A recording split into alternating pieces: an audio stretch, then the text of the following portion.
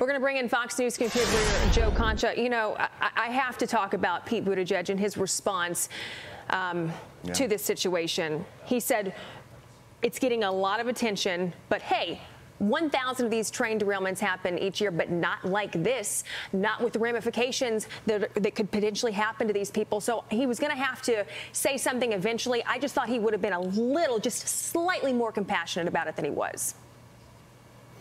Ashley, it's almost like watching a cyborg speak about this, right? Instead of a human being, and you have residents, and you hear from them directly, okay, on the ground, not just in East Palestine, but as we're seeing now, all the way to Pittsburgh, people are concerned and freaked out, quite frankly, about what's in their water, what's in the air, and will this ultimately have very negative health impacts on them and their family. And by the way, thanks, Pete.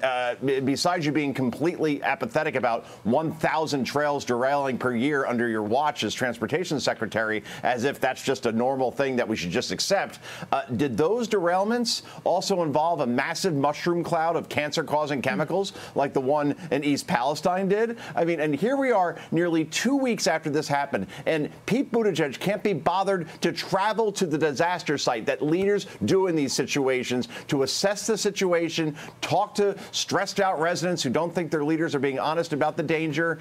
So when you add it all up with this transportation secretary, a supply chain crisis that, by the way, he went on maternity leave for 2 months as that was happening and that didn't tell anybody about it, a baby formula shortage, commercial airline delays, and now this, it is clear that we are witnessing almost no one more incompetent and utterly tone deaf this side of Kamala Harris and the president himself in this train wreck of an administration. Get out there, get to the site and do something. Show that you care. And Pete Buttigieg simply doesn't seem to care, guys. Just when you thought Mayor Pete could not do a worse job responding to this crisis, he literally tells Norfolk Southern, hold my beer. And that's a sad state of affairs. And we also know that this would not be the response if this happened in New York, San Francisco, or D.C. From Mayor Pete to Joe Biden, he finally stepped up to a podium yesterday where he ended up snapping at a reporter over a question about his family's business relationship with China. Watch. There's been criticism that China compromised by your family's business relationship. Sir, Mr. President, give me a break, man. Did you overreact? Mr. President, there's been criticism so long was overreact to this matter. Political pressure. You can cut my off and ask the question. We have more polite people. Joe, since when is it the media's job to be polite? I thought the media was supposed to hold truth to power.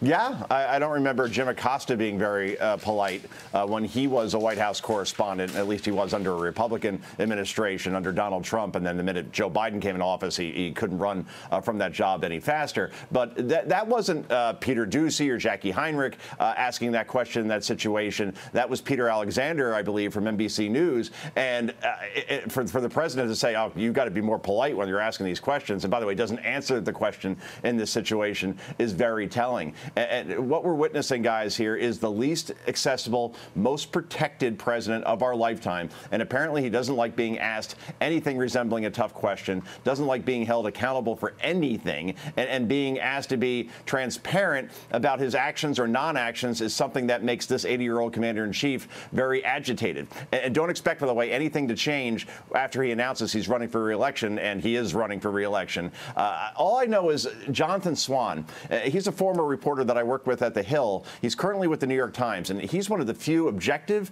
nonpartisan journalists out there. And he said it best in a tweet not too long ago regarding his repeated efforts to land an interview with President Biden. Here's the quote. I say this as somebody who has repeatedly tried to get a one-on-one with Joe Biden. He won't do it. And there's no convening power on planet Earth that would compel him to do an interview that his advisors deem to be unsafe. And that is exactly right. Joe Biden has not sat down for any tough interviews. He ran from Fox News last week for the traditional Super Bowl interview. And the basement strategy worked for him before. He'll try to do it again in 2023 and 2024 when he seeks a second term. Ashley. Yeah, he ran from Shannon Bream with an interview.